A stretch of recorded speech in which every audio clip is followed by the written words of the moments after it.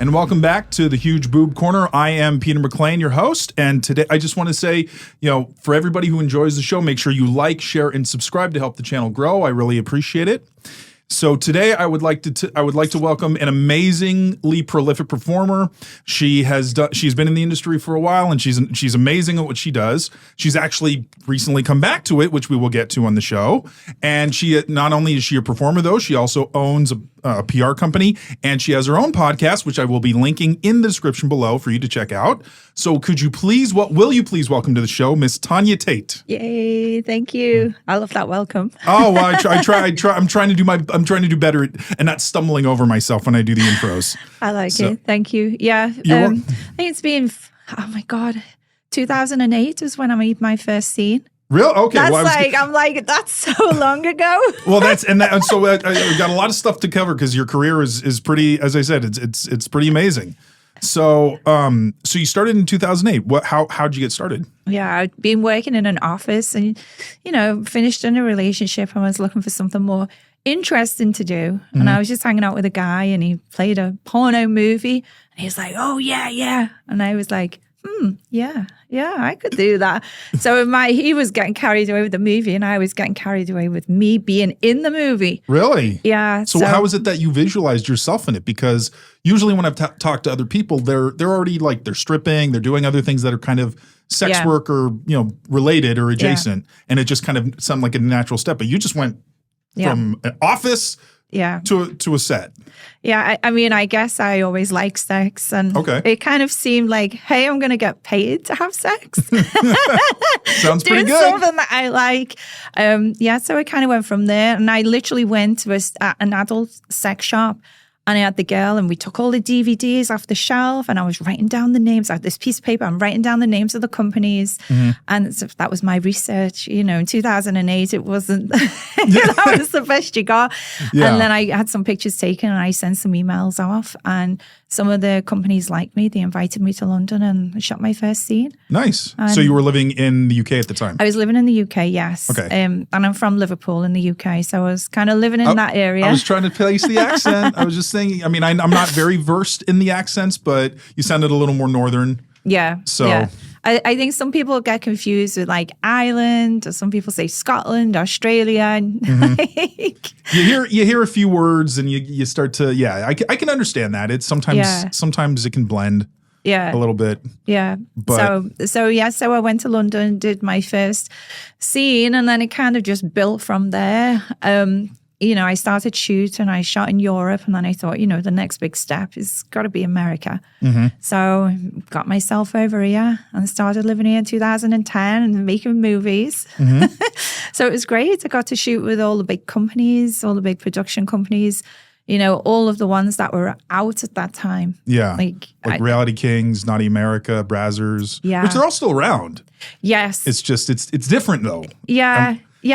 Some of them have gone, I shot for Wicked and Vivid, and there are others, so, they kind of some of them kind of disappeared and some of them merged and some of them got bought out.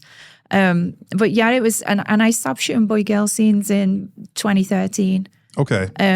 You started or you stopped? Stopped. Okay. Stopped, yeah. Okay. So I was shooting boy, girl, and I stopped and I just carried on doing the girl. Okay. And I started directing for a company called Philly Films. And I made a lot of movies, and it was all lesbian family affair. So it was very taboo. It was obviously, if you step. It's step. That's what you have to always preface it with a step relationship. Step relationship. Yes. Yeah, none of us were actually related to each other, for the purposes of this video. Forever, yeah. Yeah. But it was great. It was kind of my fantasies with hot MILFs and hot young girls, and it was all the pretend relationship, mummy, sister, daughter, step. Yeah. Stick the step in. And it was great. I did some scenes and I made some movies. And I came to London and we shot a movie in London. Mm-hmm. I did two volumes of it, Tanya Tate, Brit School Brats. Okay. That was a lot of fun. We made it in this big building, which is in Portland Place. And it's they had a lot of sex parties in there. It's like I literally back when I first started, like it wasn't my very first scene, but one of my first scenes. It was in this big house in the basement, and they had this big jacuzzi and a bar. And it was great. And, I went back like a few years later. I'm like, here I am with my crew making a movie. Nice. And funny, I'm leading on to another story. The background is kind of like very unique, the way they've painted the walls in this particular room. And I went to a concert, and I don't know if you know the group Spandau Ballet. I have not. Right. So they're like a British, like new wave. Okay. It's kind of like a new wave group. And like 80s style new wave? Yeah. Oh, 80s. That's cool. 80s. And I went there to the concert. They were in LA, and I'm like, I gotta go. I'm like, oh God, I love these guys. And I bought the VIP ticket, and I'm standing there by myself, and it comes to me, and they're like, oh, it's Tanya. I was like, oh my God. And then I realized some of the pictures that I'd taken on my movie, they'd also did the photo shoot there. So I was just like, oh, there's some pictures of me, and there's pictures of you, and see that place there. I had sex there. They were like, oh. That's nice. So it's fun. It's fun little stories. But yeah, so I was doing the girl movies. And then I was doing, like, I don't know what you want me to tell you, so I'm just going to keep talking. Yeah, no. I'm just going to keep talking. You have the floor. This is all you. Make my job easier. Yeah, so I was doing IVF because for a long time I wanted to be a parent. Yeah. But I was very career orientated. And so I'm like, okay, I think now is the time. And I think it's not very well spoken about, but like, you think you're always fertile. And then you get to be in your 30s, and then you're in your mid 30s, and the age starts creeping up on you. Yeah. And suddenly it's like, it's not like, oh, it just doesn't happen like that. Yeah. So for the longest time, there was this IVF journey going on. And the thing with me, if I want something, I will keep going. You're gonna keep going, yeah. Until I get it. And I did. The IVF worked. And it's wonderful. Yeah, it's wonderful. So then, after you kind of, like a woman has a baby and everything changes in her body. Yeah. It's like, it's fabulous, and it's shocking, and it's scary, and it's amazing. There's so many emotions thrown in. But once you have a baby and the baby's out, and you're like, what am I going to do with this body? Yeah. I didn't feel camera ready. And so it took some time, to build back up and build me confidence and get myself back in shape. But that was at the time that OnlyFans was like really starting to take off. Yeah. And, so I'm like, okay, I'll do solo. Like friends were doing solo from the house, and I'm just like, I've got no makeup on. I'm in the shower. I'm sitting here in my pajamas. And I started making this candid content, and the fans loved it. Yeah. And I was just like, great. So, then I was back doing solo. Yeah. And then the fans were like, we want to see you. We want to see you. We want to see you in action. Yeah. So I started, I'm like, okay, I'm going to do some girl. So made a girl scene, my first girl scene back. And did it with Phoenix Marie. Oh, yeah. I'd love to have her on the show someday. Yeah, she's amazing. Yeah. Absolutely amazing. So, yeah. I'm sure that went really well. Yeah, that went really well. Actually, we were in Las Vegas. I mean, not. I mean, I'm sure it would sell well, but like the experience of doing it after you hadn't done it for a while, like was it kind of jarring coming back, or was it just like you slipping into a comfortable pair of shoes that It was nerve-wracking. Really? Yeah, okay. And I chose Phoenix because she's a really good friend of mine, and I know that. She kind of got in around the same time you did too, right? Like around the mid 2000s? Yeah. I think she did. Because she was like, Naughty America was shooting in London, and she came to London, and she shot she was my first American scene that I shot for. Okay. It was me and Phoenix Marie and some guy. Yeah. You don't always remember the guy's names. Yeah. We're forgettable. Yeah, it's all right. Some dude. It only matters from the mid chest to the knees. That's all the men really need to be. Yeah. So she was like one of my first American scenes, even though I hadn't got to America yet. Yeah. So she's always been a really good friend, and if I ever need advice, she's one of my go-to people. She really is. Later on, we'll come to something else that I did something, a first, and she's my go-to.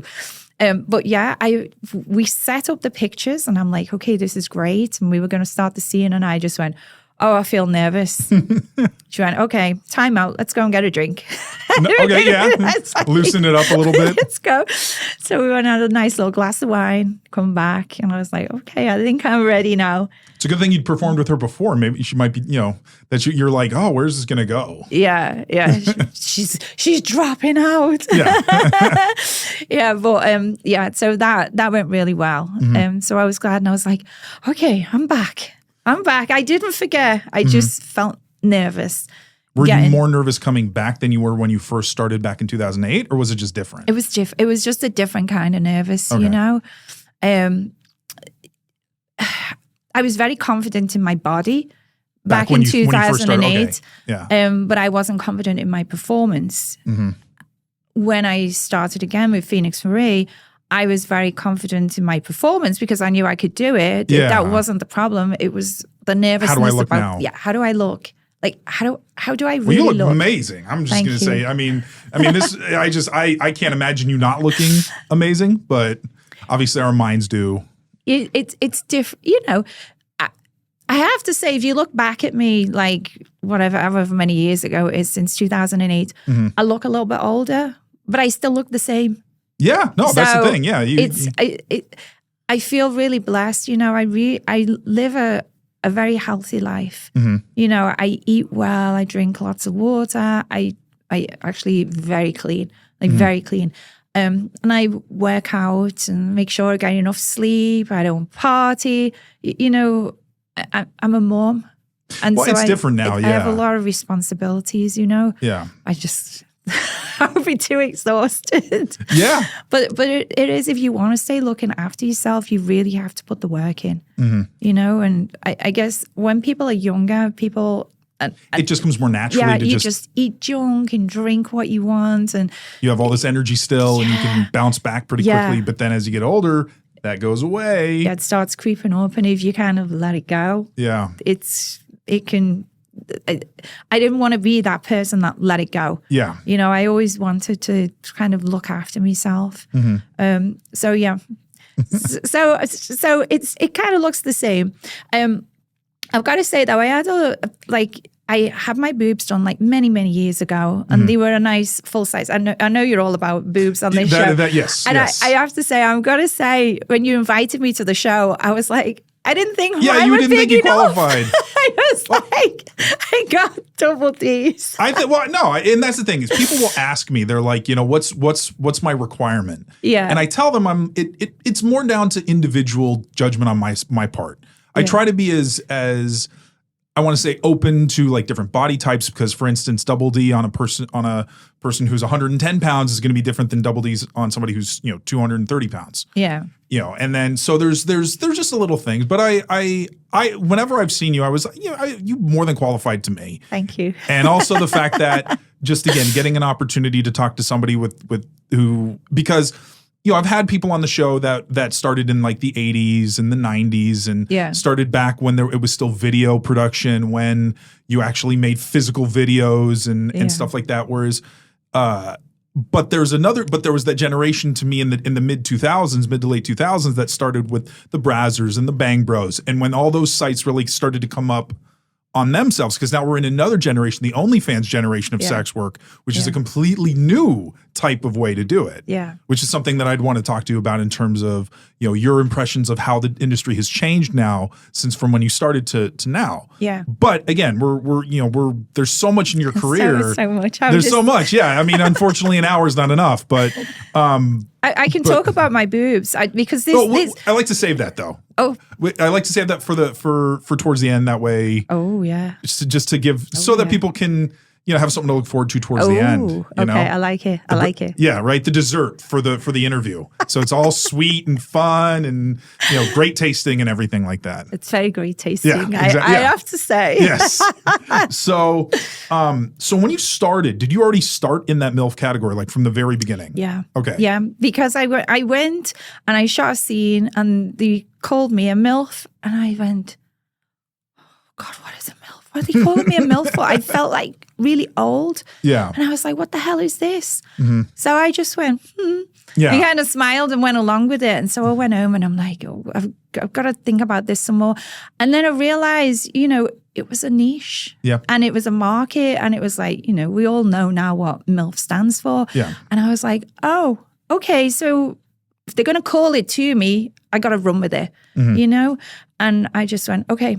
And I embraced it. And, automatically they start booking you for scenes. And, you realize the scenes are coming out and it's mummy's got boobs and right. MILF and my mom's like hot friend. All the titles were like mum, MILF, and I was like, okay, just embrace it. Yeah. So I just kind of got like dropped into it, Well, and I think it's the most popular genre. Yes. If it's not number one, it's in the top like 3. Yeah.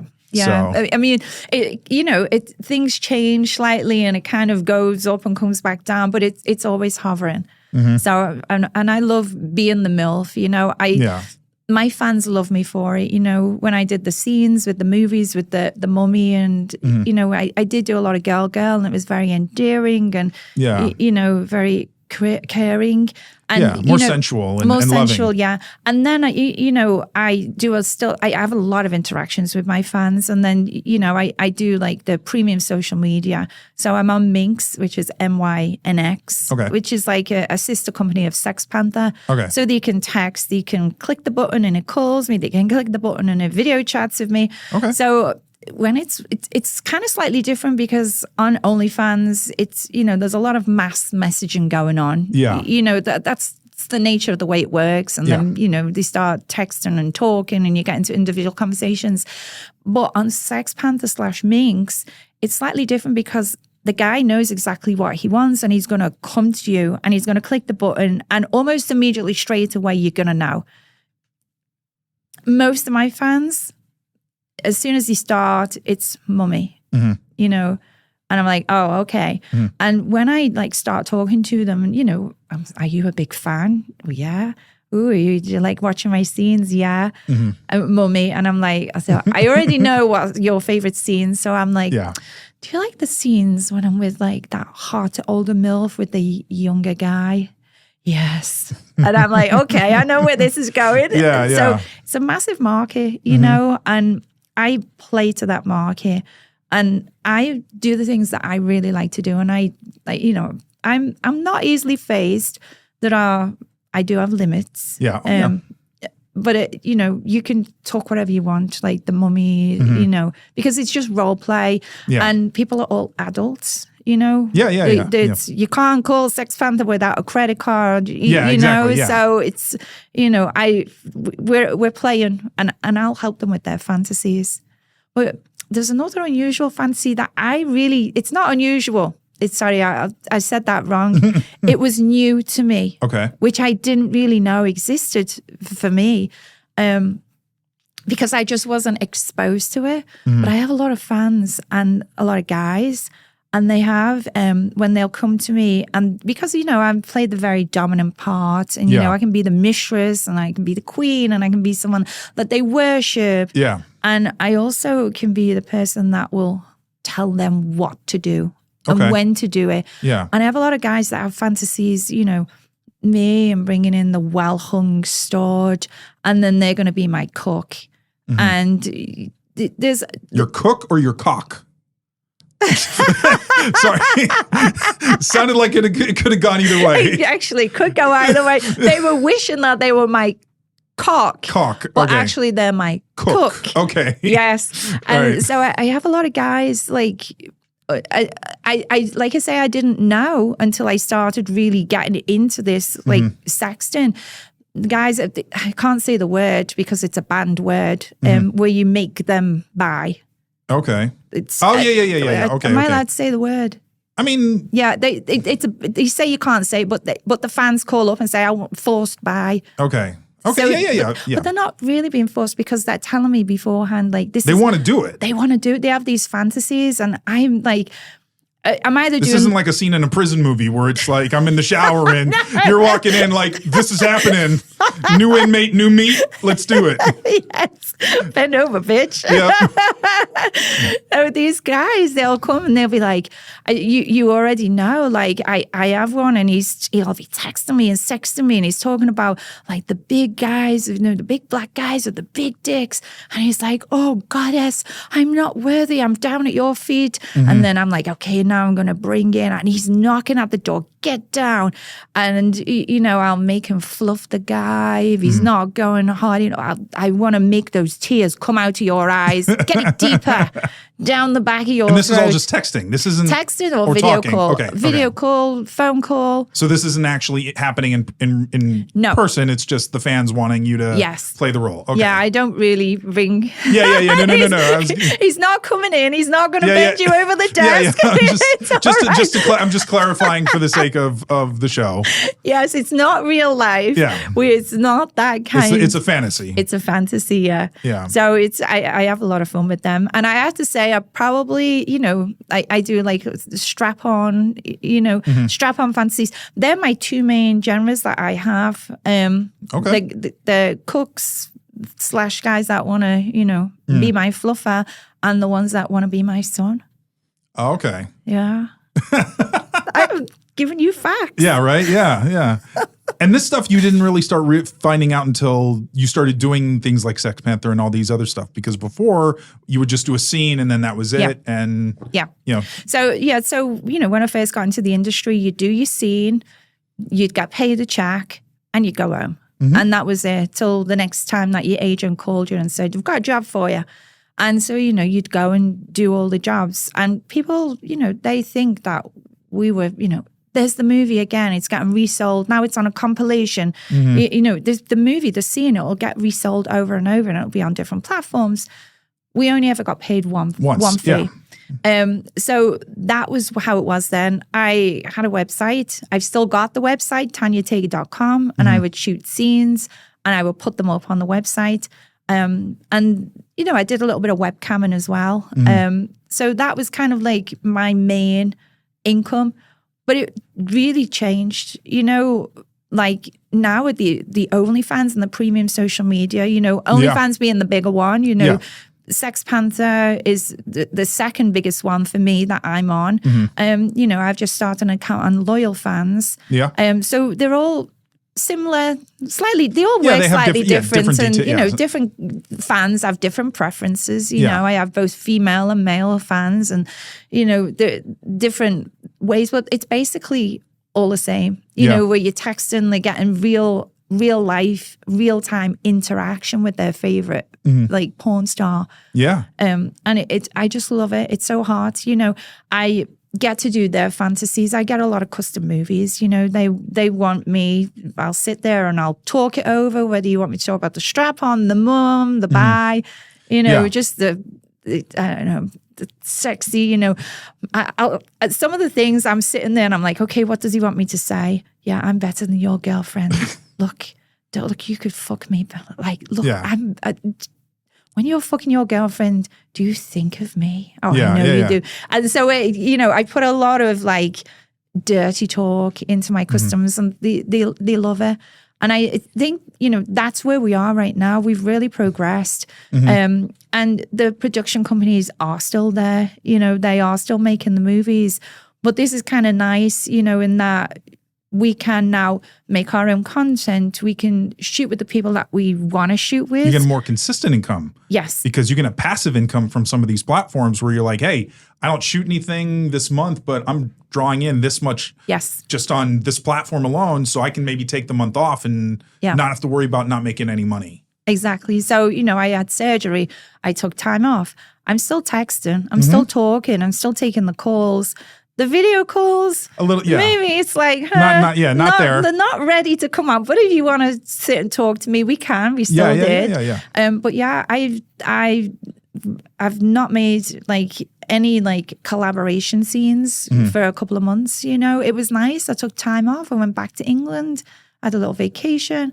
It's nice. So, now I'm going to get back into it. Yeah, but my content is currently like loaded up, ready to go out on my OnlyFans right up until the end of the year. Yeah. So the new content that I'm going to shoot next, I'm already telling the people that I'm collabing with, oh, and by the way, do you mind holding it till next year? Because until January, February. So I asked them when I'm booking the scene, they could say, yeah, that's fine. You want to shoot with me? I'm like, okay, let's do it. And if someone said no, I'd probably say, well, you know what? Maybe let's wait till I catch up on the content, and then maybe we can think about shooting then. Because I always I think it's best practice if you want to both release at the same time, because it's a joint effort. You're posting it, you're collaborating it, you're putting it on your social media, and the fans get excited. And I always think, if I'm going to put it out, you should put it out as well, because your fans might not necessarily come to me. Yeah. They want to watch it on yours because they're more loyal to you. And I like it, I shoot with a lot of MILFs because I love that we have similar fans, but then we get new fans and we get an exchange of fans. Yeah. And I'm going to shoot with Sherry DeVille or Alexis Fox or Phoenix Marie, these hot MILFs. Or we just put up with Shay Sites. That was really hard shooting with her for the first time. Yeah. You can start naming MILFs. I'm like, yep. There's a lot of them. I've either done her or she's on my wish list. Yeah, a lot of them are on my list too to be on the show. Because I imagine just a lot of great conversations there. Yeah, it is. It's a lot of fun. So and that's was it interesting because when you started doing it, like did how long? I was going to say, did you start getting recognized from your work?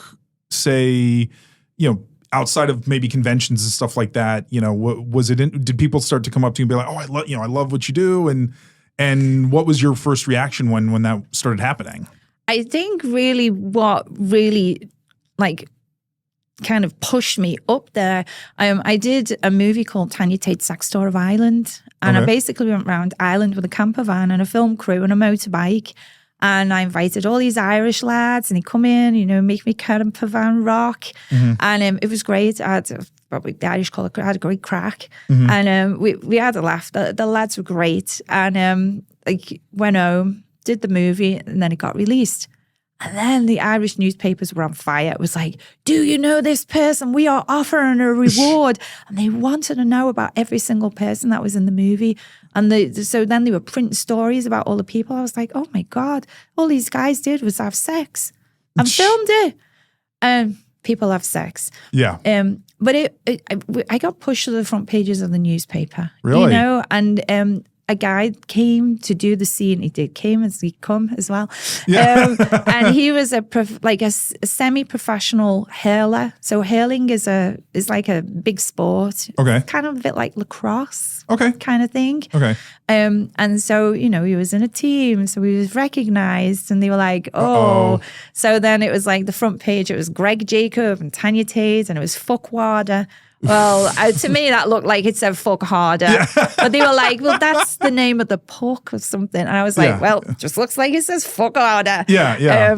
So it was just like a frenzy. So I guess, it was on Television X, which is like in the UK. It doesn't exist anymore, actually. It was like going viral before going viral in a way. Yeah. Like you do something like that now where the whole Sean Evans, Melissa Stratton thing at the Super Bowl. You remember that earlier this year when it's like, oh, they're dating. And then it blew up into Sean Evans is dating a porn star and blew into this whole thing. Yeah. And so, I guess back then. Well, it was like newspapers and because it was on the TV. So the TV, it was like, you'd sit there. I guess it was like late night HBO. Okay. And it was a subscription channel. So, but you could sit there and you could flick and they'd show you like the trailers. You could watch I guess you could watch the trailers for free. And they put a lot of advertising in the newspapers.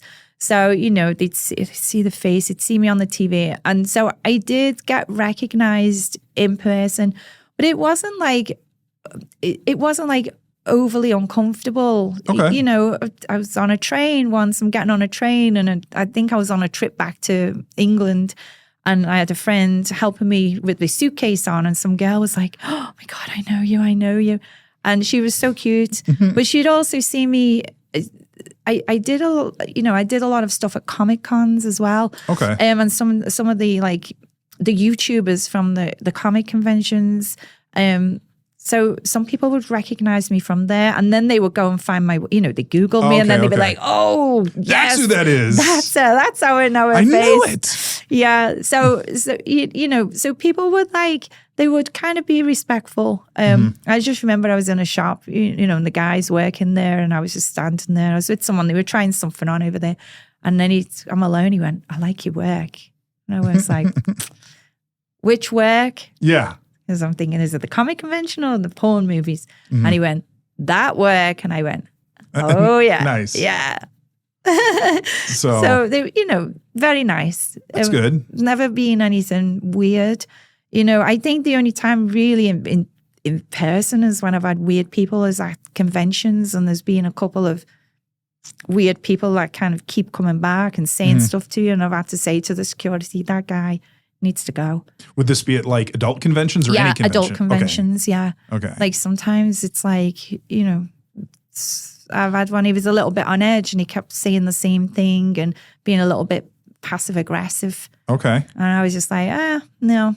Yeah. You need to go. Well, did you go to AVN this year?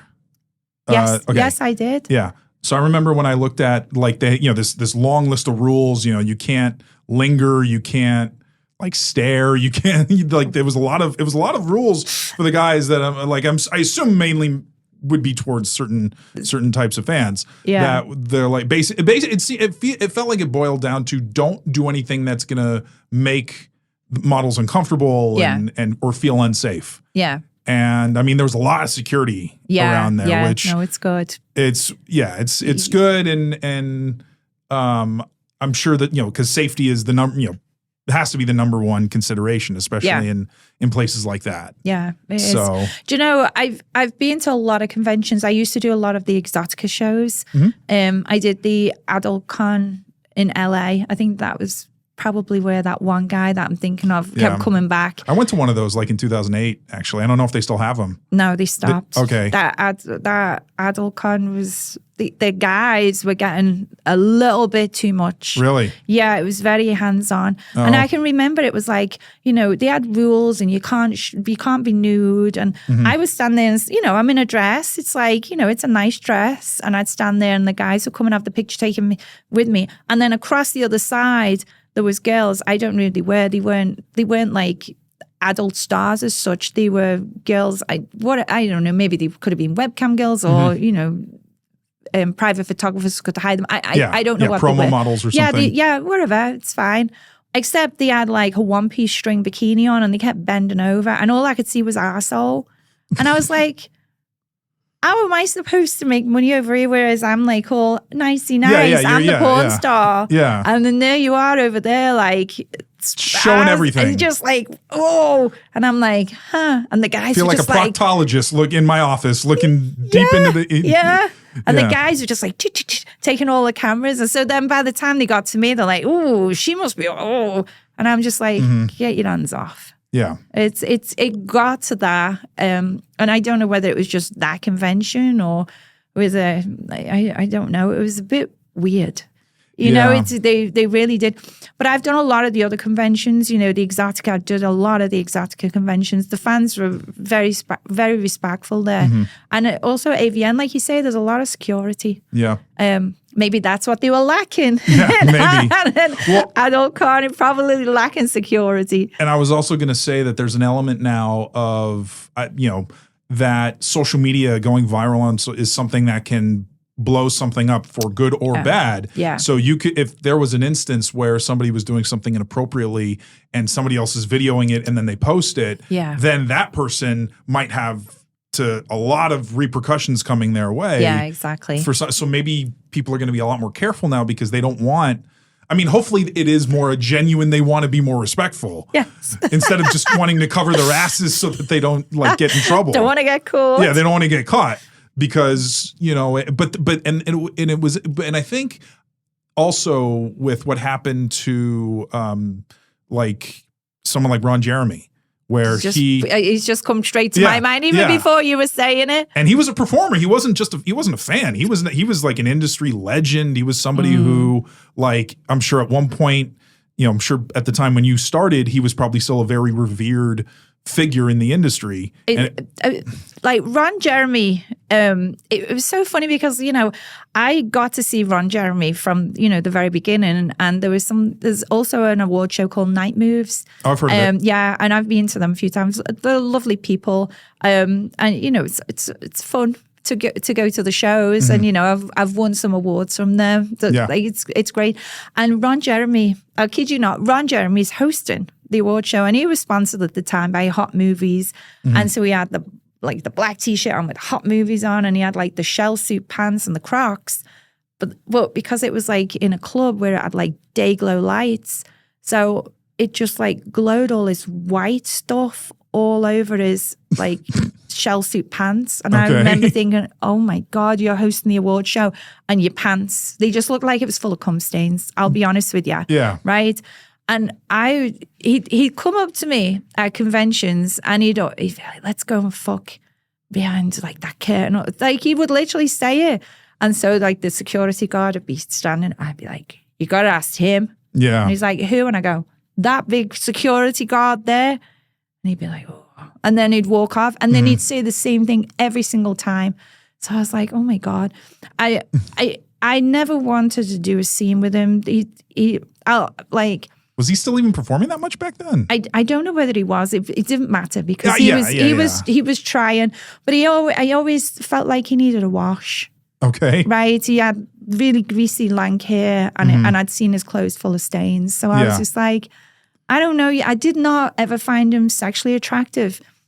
Yet I would see him with girls, these young girls, and I can remember my friend, and she's like, "Oh yeah, it's such and such." Like you hear these stories from like civilians, like, oh, and she was with a boyfriend and then she sucked his cock. And I was like, oh my God. And so this civilian girl was like revering how amazing he was. And I was just like, oh my God. Like, if I do a scene with someone, I make sure they're clean. I make sure they've had a shower. Even if you're not maybe physically attracted to them, at least there's hygiene. groomed. There's hygiene. But the hygiene, that was the first block that I was never going to work with him. Yeah. Like there was just a vibe of, you need a good wash. And of course, I didn't realize actually what was going on, that, what he was like with me. I was a strong, powerful woman that said, I could easily say no and have him leave. and make him move on. But, unbeknown to me, was actually doing that to a lot of people. And because he was who he was getting away with whatever he was getting away with people that he should not have been doing things with. Yeah. And there is a court case, so we're not talking out of turn. Yeah. You can Google Yeah, it. it's all there. It's all there. I just feel like when he got when everything came to light with his behavior over the years, I feel like that really created a shift.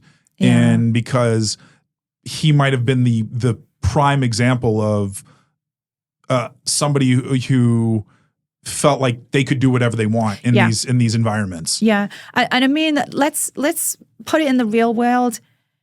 He's in porn and he was doing sexual things and he was getting away with it. And he was in like a position of power or being revered. Now, it happens in other industries. Yeah. And people like, I have to say this about the porn industry. Like people are like, oh, things are so bad. This happens in all different industries. Hollywood. Like, like we saw that a few years ago. Like, I mean, anybody who has power, and this can be men or women. Yeah. People in power will potentially abuse it. Yeah. Because they can. Yeah. Because power, I think, is a very addictive feeling. Knowing that you have the ability to make somebody else do something. Yeah. And it's unfortunate that so many people can't rein that in and just understand, like, don't abuse this. Don't abuse your position. Yeah. But this idea that I mean, porn obviously has always been kind of thrown, because it's probably an easy thing for people to look at and judge and say, this is bad, this is wrong, these people are bad because they do something that I am morally against, even though they probably still watch some of it. They still watch it, but, of course. But which is the great contradiction. Yeah. It's one of the most successful industries, yet one of the most attacked industries. Yeah. So, which to me I feel like it's the one industry that gets attacked mainly out of probably self-guilt and shame by people being like I enjoy this and I hate myself because I enjoy this, so I have to attack it. I think, having sex with partners where it's all consensual, it's okay. Yeah. And to self-pleasure, to masturbate, that's also okay. And I think a lot of people have been told it's not okay, and they're given this, you shouldn't be doing that. You shouldn't be pleasuring yourself when it's the most natural thing in the world to do, and then these same people, they're so against the porn, but in secret they're doing it. And you know what it's like, if you tell someone, don't do it, all they're going to do is, well, I better go and do it and see what it's about. And then they're doing it hidden. They're doing it underground, they're doing it away from you. So the way that the industry is set up, it's all consensual, it's all online, we're getting paid, we're doing releases. I treat it as professional business, and people, they try and put it all under the same umbrella. Sex trafficking. Yeah. Well, it's like, I'm a professional woman, I'm a mother. Mm-hmm. I'm a career-minded person, and I make my own money. Yeah, I pay my taxes. I live in California. I pay a lot of taxes. Yeah, you pay a lot of it. Yeah, but I pay them all. Mm-hmm. It's a business. It's part of the economy, and people they pretend. They just try and brush it under the carpet. But it's. I'm talking about people of adult age. Yeah. Sorry. No. I always like to make sure. Yes. Well, yeah, and it's because also, we're one of only, I think, 2 species on Earth that has sex for pleasure. I think it's us and dolphins. Dolphins. They have sex just for fun, not just for the sake of reproduction. Yeah. So the idea that, and there's always going to be a battle. There's always going to be the battle of pro-sex people for basically for the sake of having fun with it versus the people that think it should mainly be for procreation, although it can be for fun, or it should be a marriage. And there's always going to be that battle of those two sides. Yeah, that's very true. And which, and I think because obviously porn is the ultimate example of fun sex, I think, for the most part, because it's ultimate fantasy. Yeah. It's not, there are more realistic stuff. That's why amateur stuff can be so popular with people, because it looks real. As opposed to studio work, which is there's more it's more glamorized. Yeah. So, but and man, it's you're flying. No, again, because there's so many things I wanted to even ask you about. I haven't even gotten to. In your opinion, what is the biggest difference between when you started and now? I think owning your own content and being your own boss and making your own schedule and not having to rely on an agent or a studio to make you your money. I think that's the biggest difference. You're business owners now. Yeah. Small business owners. It's not even like, that's the thing. Studios have obviously been hit, but like management companies, agencies, they still exist, but they're not as necessary. Yeah, exactly. In a lot of ways. I had an agent, and my agent was Derek Hay of LA Direct Models. Oh, I remember, yeah. Yeah, the one that's getting prosecuted by the California Labor Board. Oh, wow. That same guy. Mm-hmm. He was my agent for a short time until we parted ways. But with him, like, he would dictate what you did. Mm-hmm. And I remember one day I said, I do not want to take that scene. I'm not accepting the scene. And I did a scene where I got tied up and something put over my head. And this guy, it was very weird. And he was saying all stuff to me. Oh, I'm going to keep you tied up and take you to my trailer in the Mojave Desert. And he kept like touching me. And I was just like, oh my God, this is not nice. Wow. So I did this scene. And he was a very nice man, but I did not like it. So scene was done. I'm like, okay, tried it, been there, done that, not going to do it again. Yeah. So then I get to another scene when I'm going to get tied up, and I'm like, It wasn't fun. Yeah. You're And like, no. I argued for like about 3 days with the agent to the point where I was like, because he wouldn't listen. Yeah. He would bully women to try and get what he wanted. And to the point where I'm screaming at him now, I am not doing the job. And he went, right, Tanya, I'm going to fine you $100.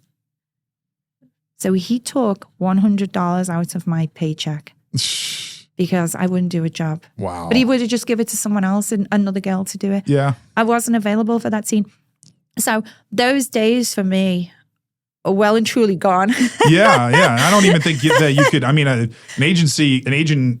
a studio couldn't really get away with that. Yeah, no, and an agent is there to work for you, to get you jobs. Yeah. And you say what comes and what goes and, you know, what your limits are. And that was pushing my limits. And so to this day, I will only do what I want to do. Yeah, you know? and you can. And I can. And, you know, I stopped Boy Girl back in 2013. And back then you would do this and then you kind of progress to that and you progress to this. And there was stepping stones. There were levels. Yeah, kind of like right now, there's not, the stepping stones aren't quite as big, you know, it's more going full on into it. Yeah. But back then it was stepping stones.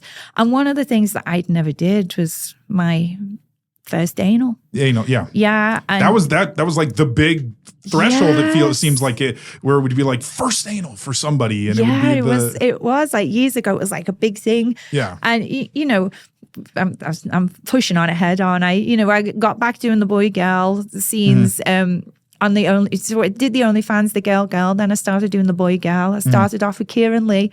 I like that I picked people that I'd already worked with to make it a little bit easier. Oh, and you said you have a scene with MILF or so then like the fans kept asking, you know, are you still making porn? I'm like, God damn it, I'm making porn. Yeah. You're obviously not on my OnlyFans. Yeah, right? Get Yeah, you backside over there. Yeah. So people, because they didn't see you on like the company websites, so I'm like, oh, they keep asking. So I thought, okay, I'm going to do a company scene.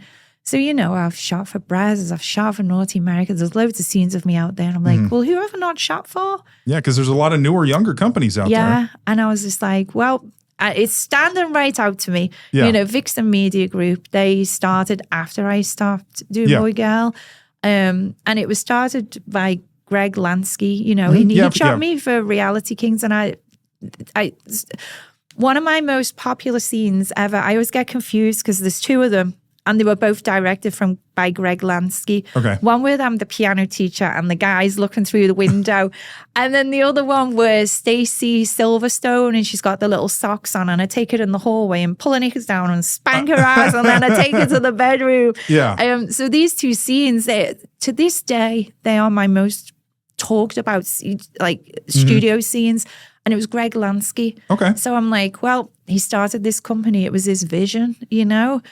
So I talked with them. And Caden Cross started, you know, she started MILF, which is part of the Vixen Media. And I was like, I love it. It's high end. It's glamorous. These beautiful women seducing younger guys. And I'm like... Yeah. I could just... You have a little experience there. I'm like, okay, I see this. So, I shot my first scene with Cody Steele and it was, you know, the teacher that he sees years later in the bar. Yeah. Of course, you know, I take him home, bang, bang, bang. Yeah. And then so the fans are like, oh, well, what are you going to do next? I'm like, well, you know, like there's never any rush for anything. They keep asking and asking. So I'm like, okay, what are they asking for? Yeah. Anal. Yeah. Okay, I think the time is now. And you'd never done it before when you did Boy Girl originally? Never on camera. Okay. Like I've done it in my personal life. Yeah, but I've never done it on camera. Okay. Right, okay. So here's the difference, like anal in personal life versus anal on camera, right? Anal in personal life, you're stabbing a bit and you like take out and you stick it in the back and you bang, bang, bang. And then you go, oh, throw them the baby wipes and go, oh, clean it off. Don't let me look. Just clean it off. Get rid of the baby wipes. Oh, that felt good. Anal in personal life. Anal in movies, 2 days before, let's start checking our diet. Let's start restricting our food. It's like getting a colonoscopy. Oh, you gotta do all this prep. God, let's starve yourself. Oh, the last meal is 5 o'clock the night before. Salad. Oh, I hate salad. Like a little bit of veg. I'm like, I'm starving. Yeah. On the day, I'm starving. I'm like, you know, you take laxatives before the time, and then on the day you're taking Senecot to like bung it all up. You're cleaning it all out. I'm like, come on, it's gotta happen.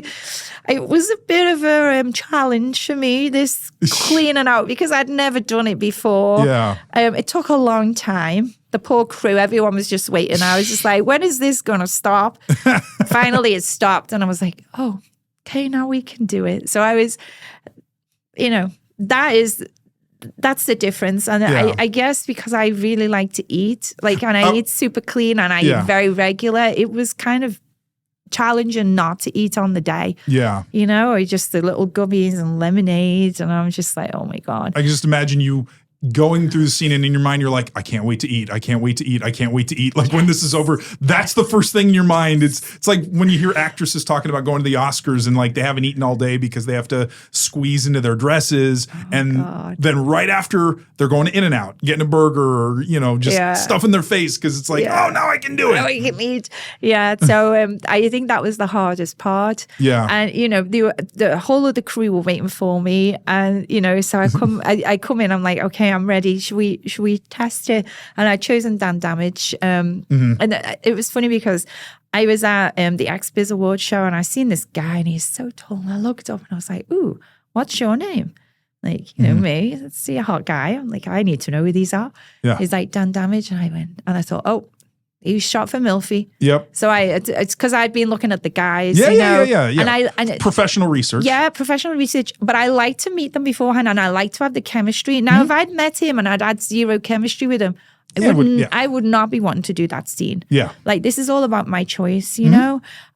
So, you know, I was like, Dan Damage. I was like, ooh, you shoot for MILF? He went, yeah. And I went, I'm going to ask for you. My first anal. He went, anal? And I went, yeah. And he went, you know how big? And I went, yeah. Yeah, okay.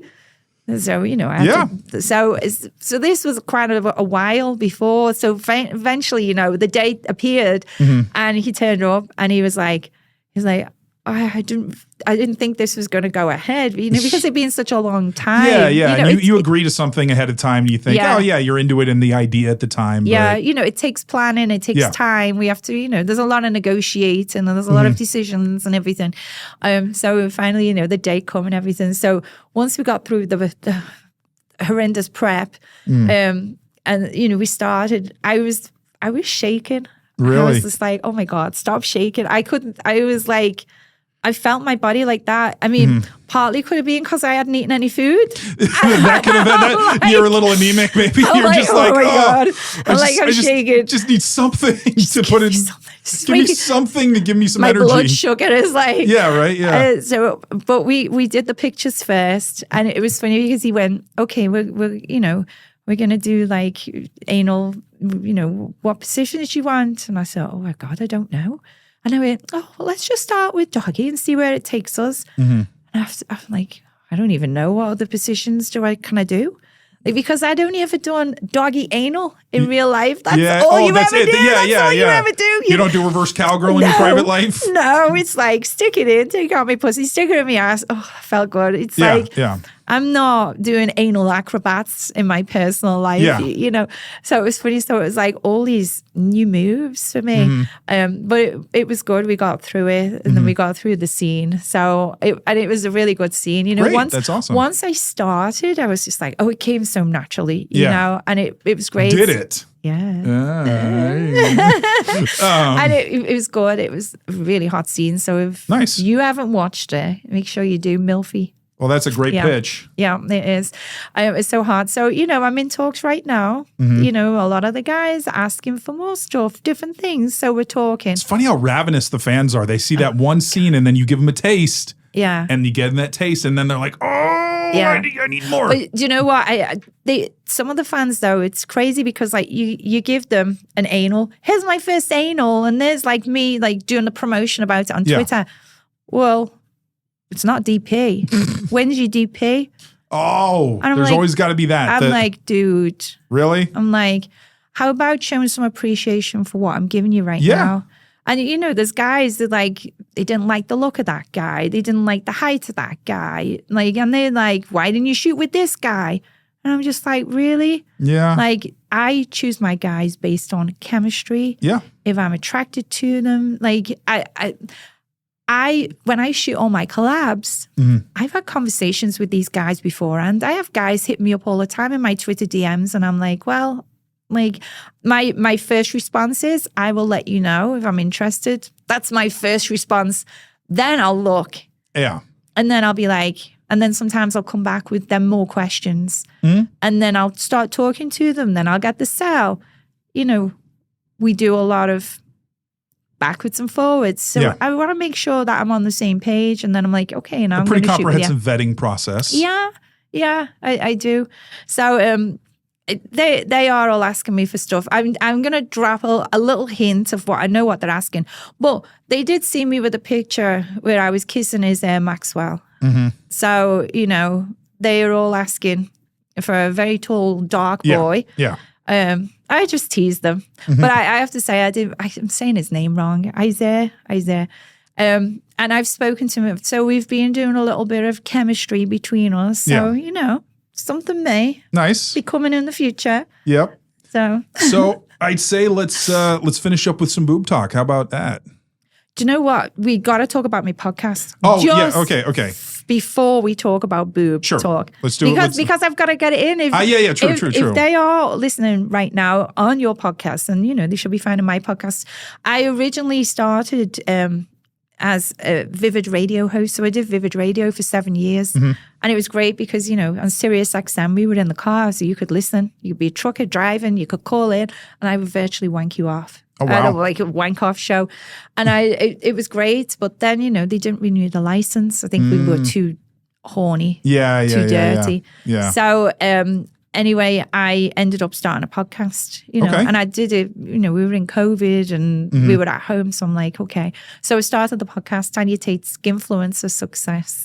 So just want to give a shout out. I do have different guests. I do it from my house in my pajamas, and it's all virtual. I don't have this posh studio. Well. Thank you for making this Oh, well, whole you're lot more welcome. comfortable for me. Thank you for looking so wonderful and beautiful and Thank you. Amazing. Thank you. But- So shout out if you are watching this right now, make sure that you do go and look me up, Tanya Tate presents Skinfluencer Success, and make sure you subscribe, hit the notifications, find out when the next podcast of mine's coming in. And just a quick, maybe 30-second, what the show does. Like you talk to other adult Yes. industry people and get the tips Yes. and Yeah. Okay. So it's like, other people that are making money through premium social media. And we focus on different tips and ideas, and also I like to talk to them as well a little bit more about adversity, because I always think, we're here in this situation. Well, how did we get here, and what obstacles did we come across? Some people like to talk about the drama about it. I don't like to talk about the drama. I like to talk about, well, what did you face and how did you get over it? Yeah. Because we learn from people about how they deal with difficult situations. And I like to get into people's minds, and Okay. I'm all about taking in all these positive tips, and they say surround yourself with good people. Yes. And that's who I have on my podcast, good people that share tips. And also the fans, they call up. It's not live like Vivid Radio, but they call up, and I have SpeakPipe, speakpipe.com/Tanya Tate. They can go on there, they can leave a voice note, and sometimes I play different fans. Every episode I play different fans. Sometimes they ask a question, sometimes they make a comment, and I play it so they get to hear themselves being played on my podcast. All right. So make sure to check that out. And again, I will link it in the description below. So sounds like a wonderful podcast. And moving on to the swan song of the interview, which is, of course, the boobs. Yay. So when did you get the implants that you have now? Yes. Those are the ones that you've had for your entire career. Right. So years ago, I bought a motorbike. And it was a Suzuki SV650S. It was kind of like a little mini sports bike. I passed the big bike test, got the bikini fairing on and the rear hugger. It was turquoise blue and I loved it. But then I didn't ride it enough. So I'm like, I'm going to sell it. So I sold it, and the money that I got for it, I put towards a pair of boobs. There you go. That's how the boobs went. Something a little more useful? Yes, but I wasn't in the industry at the time. Okay, so you got them pre-industry. Yes, yeah, and I was just like, I was a C. Okay, so not terrible. Yeah, not terrible, but they looked a little bit deflated. I wasn't 18. And I remember I went to the surgeon and he sat there and he looked at me and he's from Liverpool and he was cheeky and he went, "Well, they look like a pair of dog's ears." And I was like, "You cheeky get." And he laughed and I went, "Okay, I'm booking the surgery." You swayed me. It's a good selling point. Yeah. So I had the boobs put in. They were great. They were really nice, big triple Ds. Then I got pregnant, and this is years later. They were stretched. They weren't really big. I don't know how big they went because I didn't have a proper bra. It was all nursing bras. Yeah. And then I got my body back. Everything went back into place, but the boobs, they'd kind of gone lower, and I had implants that were like teardrop shaped. Yeah. And one of the teardrops had slightly shifted. Okay. So one of the nipples looked sadder. What's that? They looked sadder. A sadder teardrop. Yeah, but yeah. Well, the nipple was slightly pointing. Okay, in a different direction. Yeah, it wasn't quite how they were before pregnancy. Okay. And I couldn't wear a bra. I was in nursing bras, and I wasn't nursing. But because they'd gone so low and they were on the rib cage, so when I put the bra on, it's like digging into the rib cage because it was so low and they hurt. So I was like, "Oh my God, I'm going to have to go and get them redone." Oh, okay. So they were on top of the muscle. So anyway, I went back and I had them redone, and he took them out and he put a new pair, but under the muscle. So because the muscle's tighter, they look smaller. Oh, okay. So I had a lot of guys at that time. They were complaining to me, "Oh, your boobs have gone smaller." Because I had to have an uplift, and they were very disrespectful. And I'm like, well, you know what? I wanted to get them done. Yeah. Like I have my reasons. Yeah. Which I didn't have to explain to them. No. But like I just told you lot my reasons. Yeah. But yeah, because I wanted them done. And so, couple of months ago, I went back. So when he did them, they took out 500 cc's and put in 485 cc's. Okay. So the size was almost the same. Except because they were under. They were constricted. So he took out, I had the surgery again, he took out 485s and put in 650. Okay. So I've got 650 cc's in right now. Yeah. Okay. But they're under the muscle. So they still... It still counts. Yeah. So the implant is bigger than before, but they're more toned, they're more upright, So that's what I've got, 650 cc's. Well, then that answers I'm sure some people had some questions about that, why it looked a little different. Yeah. So, but what's interesting to me though is because obviously I've had many guests on the show that they want to keep going bigger. Yeah. They're at 2,000, 3,000, 4,000 plus. Now that's in their own category. Yeah. So like Karina, which I think she's natural though, right? Karina Cove, she's a good friend. She's natural. Yeah, you've got to get her on the show. Man, she's gonna be. I am hoping that we can make that work at some point whenever she's here. Yeah, but I'm just gonna tell you something. I don't know the word for it, but she has a health condition that makes them grow. I think it's macromastia. Thank you. Yeah. Boob guys know. Yeah, she does. and like she came to LA a few weeks ago and we went to Ryan Pownell's party and she was, we were each other's +1 and we went round and had pictures taken and then she came to the AVN house party, which was not long ago as well. And she was kind of like, a little bit of my +1. We were each other's +1 again. And even like just yesterday I had a guy, "Hey, mommy." I'm like, "Hey, what's up?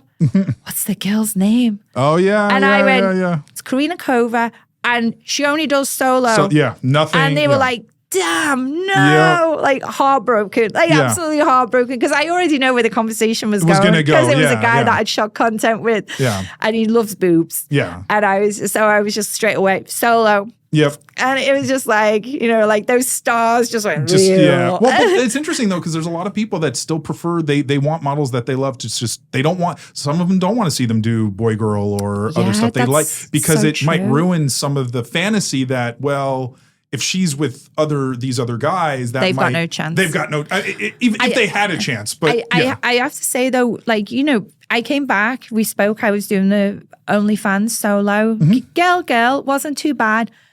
Started boy girl, and some of the fans turned, and we've had an occasion where someone's lost the plot, and they were vicious. Wow, yeah, sending vicious messages to me. Yeah, like you cheated on them in some way. Yeah, like I cheated on them, and I tell you what, it's jealousy. Yeah, like is. You can call it whatever else that you want to call it. It is, but it boils down to jealousy that. I was just doing the solo and suddenly I'm taking another dick.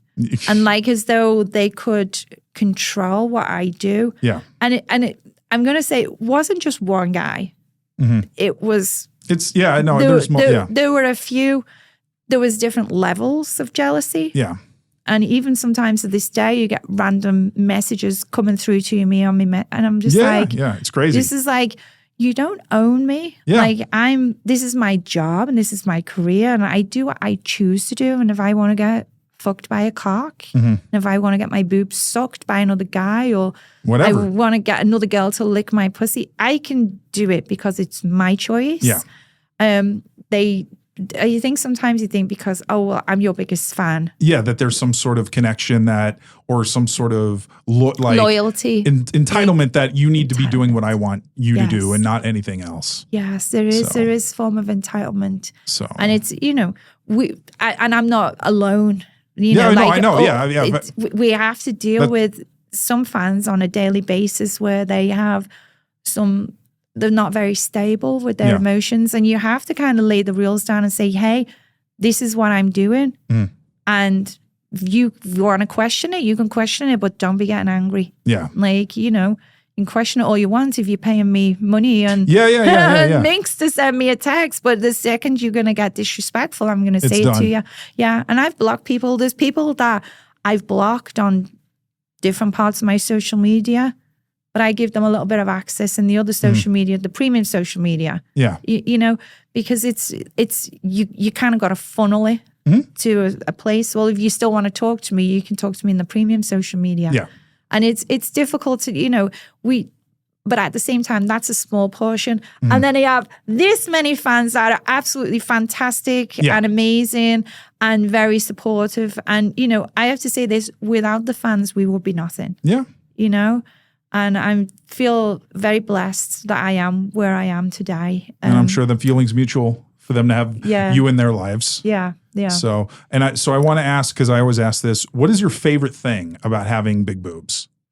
If you have a favorite thing. Oh, God. The favorite thing about having big boobs. Something that I've liked since they've gone back a little bit bigger, the bounce. Yeah, okay. Like the way they move, huh? Yeah, I just want them to, the old ones, because they were on top of the muscle. So they didn't move as much? No, the original ones after the pregnancy, they were so bouncy. Okay. So I miss the real bounce. Oh, okay. But we still got a little bit of bounce. So when the new ones bounce, I'm excited. You're excited about that. And do you like other women with huge boobs? Yes. Yeah. I mean, I'm sure you seem like you like all types. Yeah. But I have to say MILFs in general tend to have big boobs. They do. Yeah. And I love nothing more than working with another MILF and getting my head and just snuggling into their lovely big boobs. It's a wonderful place to be. One of my favorite places to be. I love it. But anyway, though, Tanya, well, I really appreciate the fact that you were able to, make the time and come on the show. I loved having you on the show. You were an amazing guest. Thank you. It made my job so easy because I could just listen to you talk on and on and on, because there's a lot of stuff we didn't even get to. Yeah. That I hope that I would be able to get to, but I'd love to have you back on the show. Thank you so much. Yeah. And I hope that I can get you some more guests. You That would be wonderful. I own Star Factory PR, which is a publicity company. Which I'll also link into the description below. Thank you. And yeah, Karina Cover is one of our clients. Yep. She's very nice. So I'm going to try my best. We also have Alexis Fox that actually she would be wonderful. lives in Las Vegas. So, Yeah. I mean, she'd be the perfect guest. So I'd love to have her I on will the try show. my best to get, she's got lovely boobs as well. Oh, yes. Yeah, she does. lovely. So anyway, but again, thank you so much, Tanya. I really loved having you on the show. Thank you so much. And shout out for all you lot that are there. Make sure that you follow me. I'm on Twitter at Tanya Tate. I'm on Instagram, Tanya Tate Create. They're both verified. I'm also on YouTube and TikTok at Tanya Tate Tube. Google my podcast, Tanya Tate Presents Skinfluencer Success. Of course, I'm on OnlyFans, Mink, Sex Panther, Loyal Fans. It's super easy. Tanya Tate, you'll find me. And to all of you out there in Huge Boob Land, we will see you next time. Bye.